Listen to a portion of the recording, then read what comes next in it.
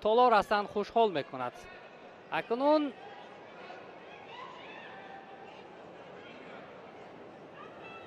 توجه میکنیم به رقابت دیگر، جایی که شادمان ریزایف در وزن 81 کیلوگرم با جدوگی کبود که در اولین رسیش است با امتیازی ایپان دست بالا می شود. حتی ما فرصت پیدا نکردیم که نام حریف او را از زلندیای نو برای شما معرفی کرده باشیم. مارتین د ریدر اولین رسیشی که شادمان ریزایف داشت در اگر اشتباه نکنیم 9 ثانیه توانست حریف را شکست بدهد و رای خود را به دور دوم برد. چون میبینیم یک عملکرد زیبا و امتیاز ایپان بسیار هم با همان اصول پشتناک.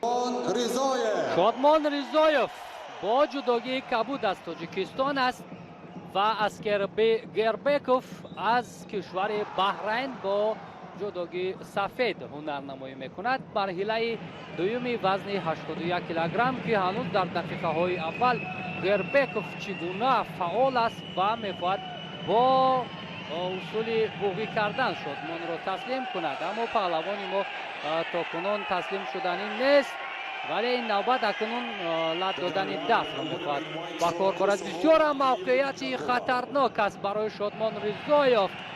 خوشبختانه از این حالت خود را رها کرده توانست پهلوانی ما چگونه در حال این موقعیت را ریزایف به حریف گذاشته. پهلوان 27 ساله کشور بحرین اسکربی گربکوف بسیار هم فعالانه شروع کرد این رقابت را. در فصل گران پری هرچند نتایج ارزنده ندارد ولی 3 مرتبه شرکت برده است. پهلوان بحرین یک نشانی برنجی مسابقات گران سلام را دارد.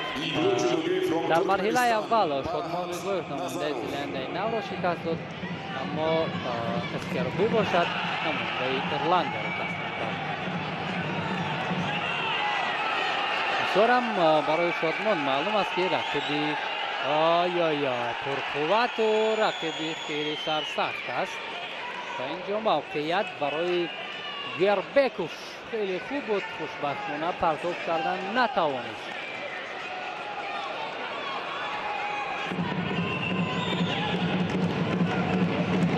شادمان ریزایف کلی 2-3 سال اخیر در مسابقه های سطحی با نفوذ البته خیلی زیاد شرکت کرده ایستاده است.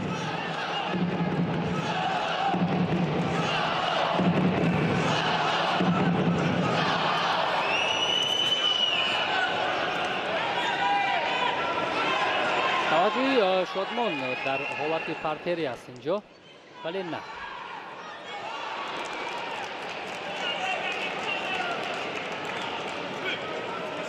تا کنون هر دو هم برای امتیاز تلاش دارند و دیدنی هم هست اصول هایی که اجرا میکنند و اینجا عملکرد شادمان ریزایف بدون نتیجه.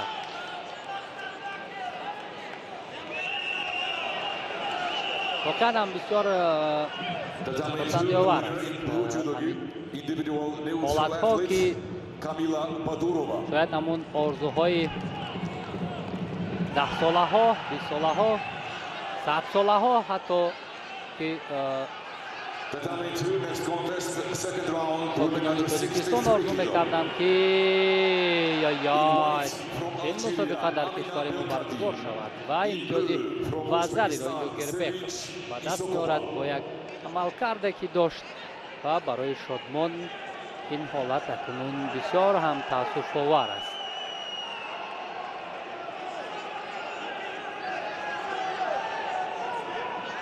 فاروق صابیروف به شادمان توصیه میدهد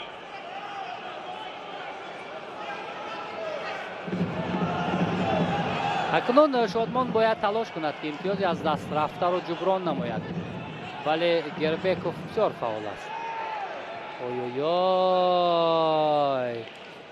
با سر اینجا دفاع کرد. 1 با سر افتاد شادمان، باشد این حالت را تفتیش نکنند.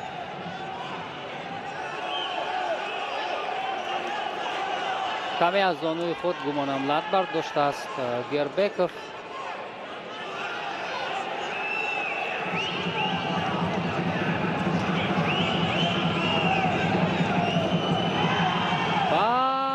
موقعیت برای شادمان اگر قوا بسندگی نکند خود تسلیم می شود. اینجا بسیار هم پرتافتی خوبه بود از جانب شادمان رضایف و اینجا اشاره می شود که پرتاف ایپان است.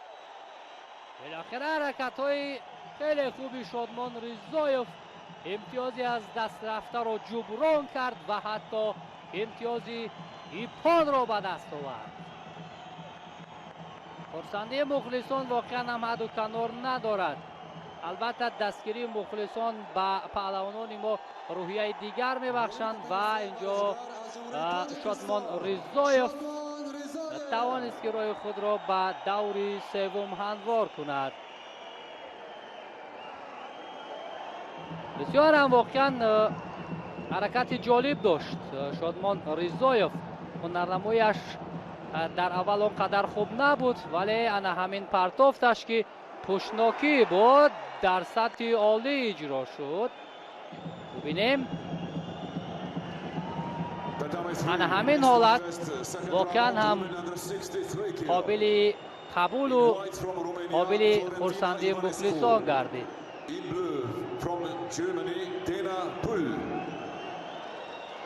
خب دوستان عزیز، ما بعد از یک بخش تبلیغ برمیگردیم.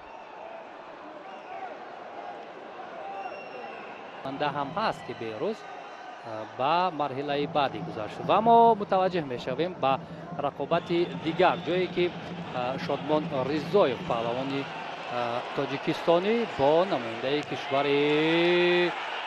فرانسه مبارزه میبرد. چیز گنامن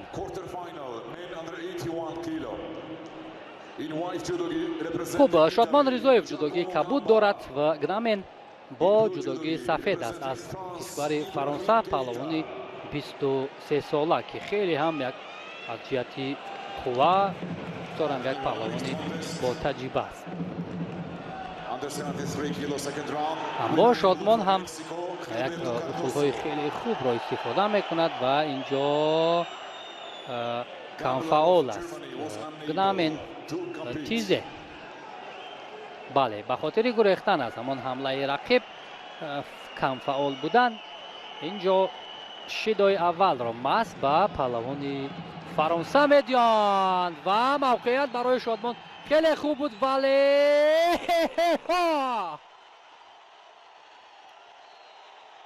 ایپان است. اینجا دوستان عزیز بسیار هم موقعیت خوب را اشغال کرد شادمان رضایف و با امتیاز ایپان به مثل رقابت قبلی راه خود را به مرحله نیمه نهایی هموار میکند. بسیار هم حرکت خوب داشت اینجا شادمان رضایف و البته جوش و خروش و هیاهوی و مخلصان را باز خوبتر و دیگرتر کرد. واقعا هم موقعیت برای شادمان بسیار هم خوب بود و از این فرصتی به میان آمده توانست که سری وقتی استفاده کند و راه خود را به مرحله نیمه نهایی هموار کند. بسیار هم خوب، هنرش شایسته بود در همین دقیقه ها. همین موقعیت را تا با آخر استفاده کرد و توانست که امتیاز را البته بر سود خود به انجام رساند و اینجا اشتراکی مرحله نیمه نهایی گردد. خب دوستان عزیز، اکنون من سوربان میسایف این رقابت ها را تا به همین دور برای شما شرح و توضیح دادم و اکنون نوبت رو با همکارمون کریم بی رقابت ها است. شادمان رضایف اکنون پهلوان تاجیکستان با جداگی کبود هست. در دسته وزن 81 کیلوگرم شادمان در برابر هماوردش از آلمان تیم گرامکوف رقابت دارد. داور مرکز جناب جیمبی از گابون هست که این رقابت رو داوری میکند. شادمان امروز بسیار با پرتاب‌های جذاب، حرکات دلنشین و اصول‌های فنی هواداران و مخلصان را تا اینجا شاد کرد و امیدوار هستیم که این مراتب نتواند به این وسیله پرتاب‌های جذاب شور و شوق مخلصان را برانگیزد. یک بار دیگر از زاویه‌های تکرار ببینیم چگونه اصول کمری را به اجرا درآورد. وزری هست یا نه؟ فرخ صابرов هم خیلی شاد و خرسند شد از این وزری. خیلی عالی، صفت پرتاب بسیار در درجه عالی بود، خیلی جذاب بود.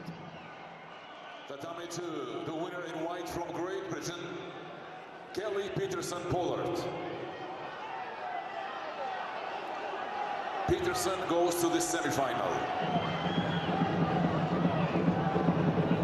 یک مرتبه دیگر به همان سمت چپ، سمت پسندیده یا همان سبک شادمان که بسیار سبک جدی هست و از زیدی حمله میتواند در همان یک چرخش دادن اتفاق افتاد، اما این مرتبه نشد.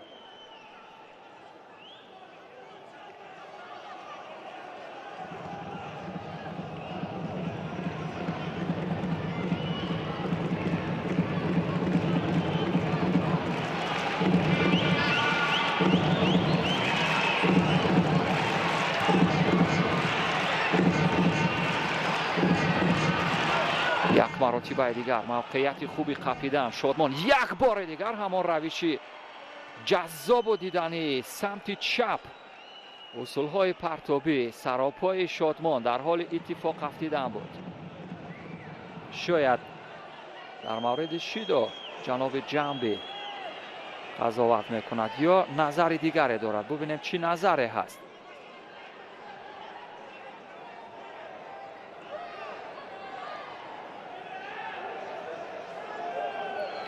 یک لحظه توقف در قضاوت داوران دیده می شود و هنوز روشن است که سر کدام حرکات ورزشگران داوران عقیده دارند.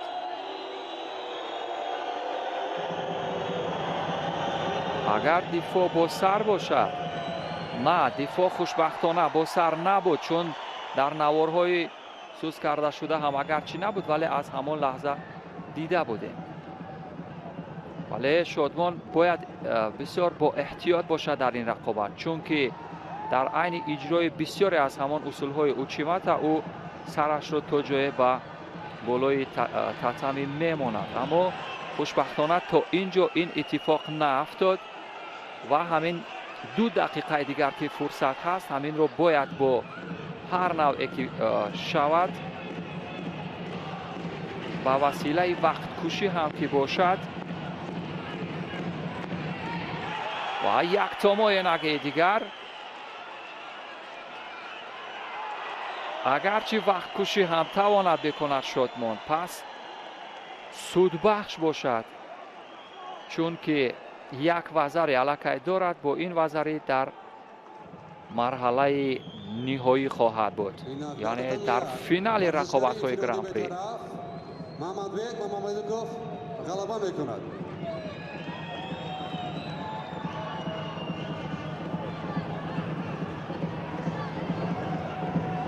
موقعیت برای زیدی حمله اما با احتیاط باید باشد. بله توانست بسیار تعادلش رو حفظ کرده، توانست و به همین ترتیب در حال رسیدن به مرحله نهایی یا به فینال گران پری دوشنبه، یک گران پری تاریخی واقعا دوشنبه شهر جذاب و دیدنی این مسابقات پرهیجان را در سطح خیلی عالی داوری دارد. هزاران مخلص از نزدیک تشویق میکنند.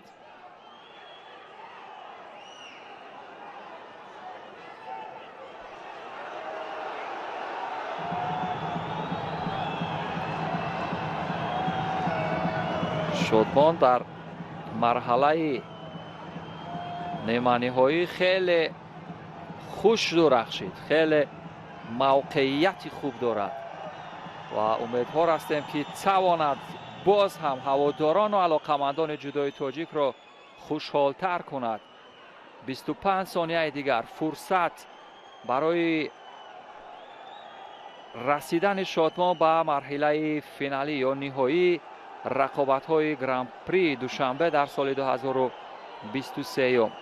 اگرچه یکم هم خسته به نظر می رسد، چون امروز شادمان در مرحله مقدماتی از همان دور اول شروع کرده بود، یعنی استراحت نداشت در دور اول. بعضی از حریفان در دور اول استراحت کرده بودند، یعنی آزاد بودند و شادمان توانسته که در 3 رقابت پیروز شود تا به مرحله نیمه نهایی برسد. ثانیه های پایانی وقتی اساسی شادمان با احتیاط‌تر باید باشد، در اینجا زیرکی را باید از دست ندهد. 12 ثانیه دیگر و شادمان رضایف در حال رسیدن به مرحله نهایی. و اگرچه از سوی دیگر سامان محمدبکوف هم به فینال برسد و یک فینال تاجیکانه را این شام تماشا خواهیم کرد. اکنون 6 5 4 3 2 1 و به همین ترتیب در فینال گرند پری دوشنبه 2023 شادمان رضایف، ورزشکار شناخته تاجیک، یک هماوردی واقعا سرسختی خود را در مرحله نیمه نهایی از صدر راه برداشت.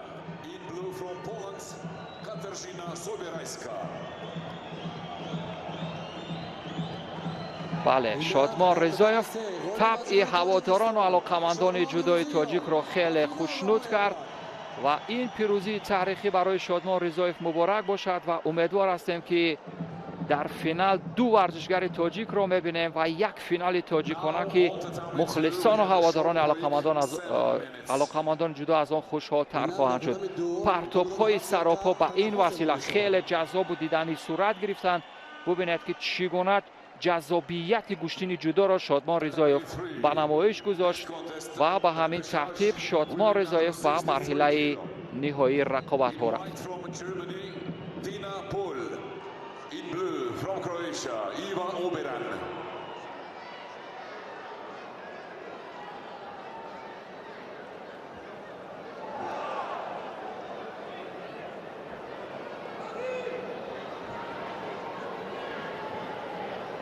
که تاجیکستان را در عرصه بین المللی معرفی می نمایند.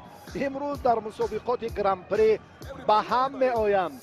اینها سامان محمدبکوف و شادمان رضایفند. بعد چند لحظه این چهره ها را استقبال میگیریم. بعد این فرصت های تاریخی و جالب و دیدنی و عبرت بخش که ما را انتظار است. مرحله نهایی وزن تا 81 کیلو بعد چند لحظه شروع میگردد میان 2 تن عضو منتخب جودوی کشور، سامان محمدبکوف و شادمان رضایف.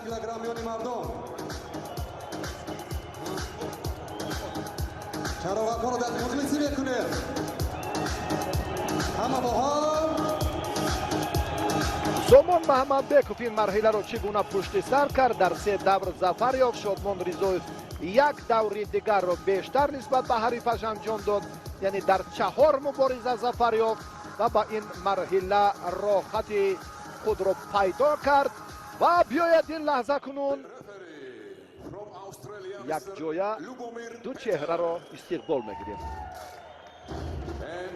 پیتر داوری که معرفی شد با میدان. انا همین چهره ها قهرمان جهان میان جوانان سامان محمدبکوف در مسابقات گرند اسلم 2 مدال برنجی دارد. شادمان رضایف پهلوان 21 ساله تاجیکستان از شهر کولاب و واقعا هم شادمان در قهرمانی آسیا میان جوانان دکبر سال 2021 برنده مدال طلا شد.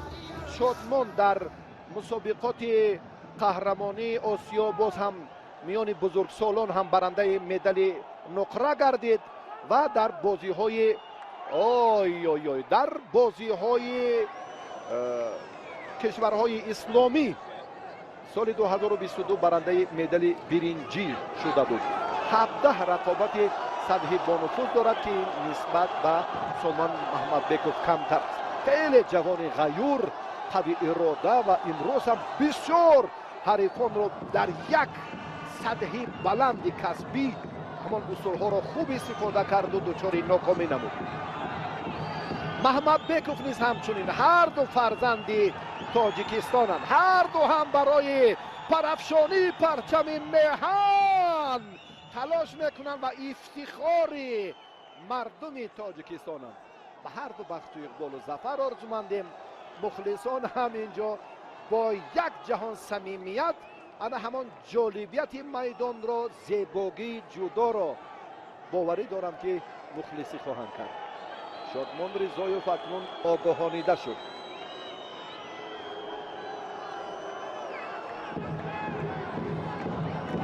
کدامه که ظفر یابد پرچم دولتی جمهوری تاجیکستان پرافشان می شود. سرود ملی جمهوری تاجیکستان در این کاخ محتشم بلند صدا می دهد. هر دو را مخلصی میکنیم. انا همان اراده قوی، تمرین پیوسته، مسئولیت زیاد، کسبیت عالی باز هم تجسم میگردد. وزیر پرزیدنت فدراسیون بین المللی جودو، پرزیدنت فدراسیون جودوی جمهوری تاجیکستان اسماعیل محمد ظاهر این لحظه ها رو هم با یک جهان صمیمیت تماشا دارم. خیلی لحظه های حساس، تاریخی، جالب و عبرت بخش. در تاجیکستان دایر گردیدن این تنطنه جودو یک بار دیگر از همان مسئولیت و صمیمیت و صداقت و کاری خیلی سطحی بلندی فدراسیون جودوی تاجیکستان را ثابت می نماید. سامان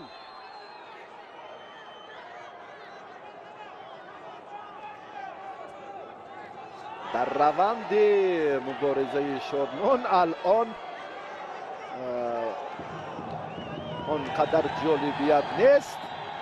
دیدید که داور به این گفته ها یک اشاره یا تقویت دیگر بخشید. مجازات شد. شادمان رضایف پهلوانان نامبردار تاجیکستان، شادمان و سامان،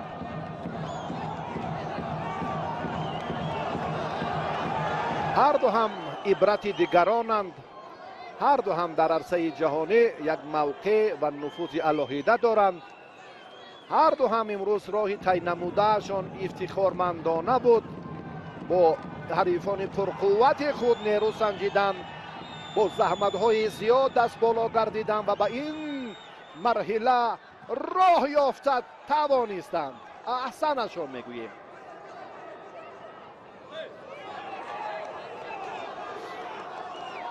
دقیقه سیومی وقتی ایلووگی، معذرت میخوام، وقتی اساسی بسیار هم هیجان هم ما رو فراگیر است. در این لحظه های خیلی حساس و جالب تاریخی که ما میزبان مسابقات با نفوذ گرند پری شدیم.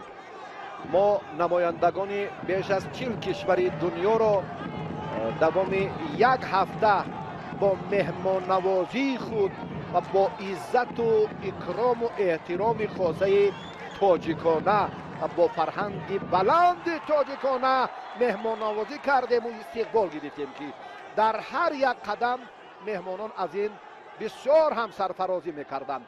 بسیار وضعیت مشکل برای شادمان بود که سامان در این روند حرکت خیلی خوب رو هم منظور کرد.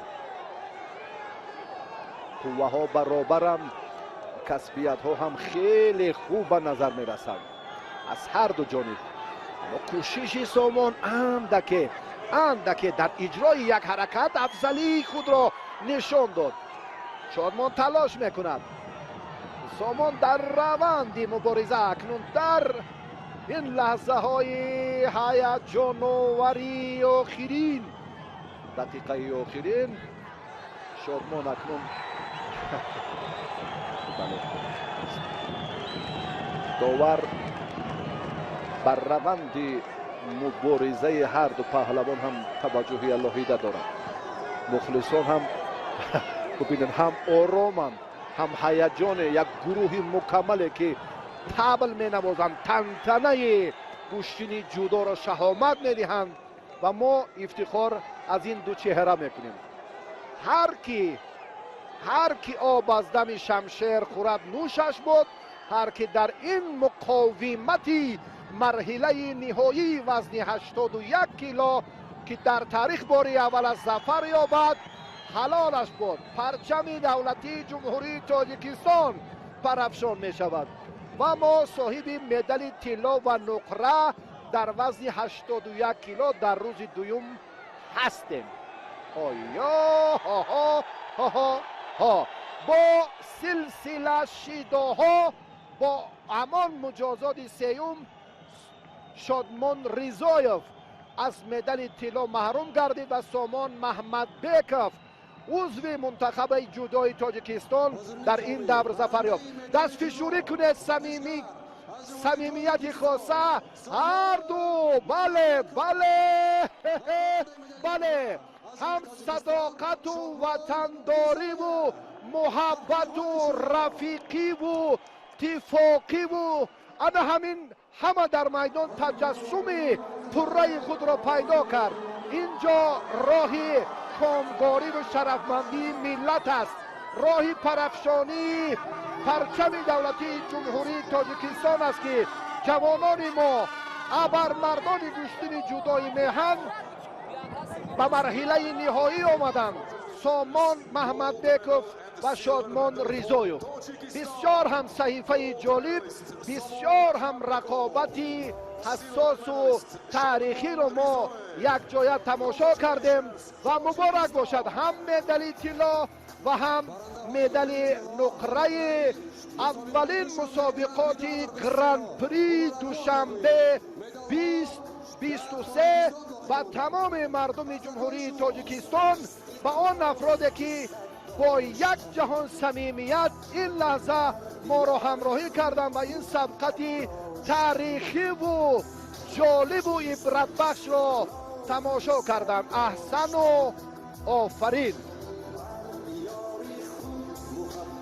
حاضرین گرامی خواهشمندیم در جای خود بشینید.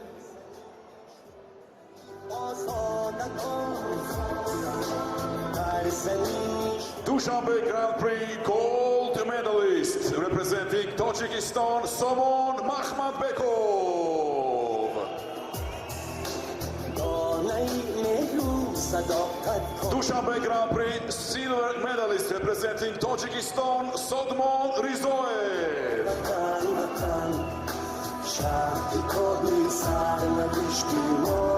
مراتب جایزه سپاری بانوان در وزن تا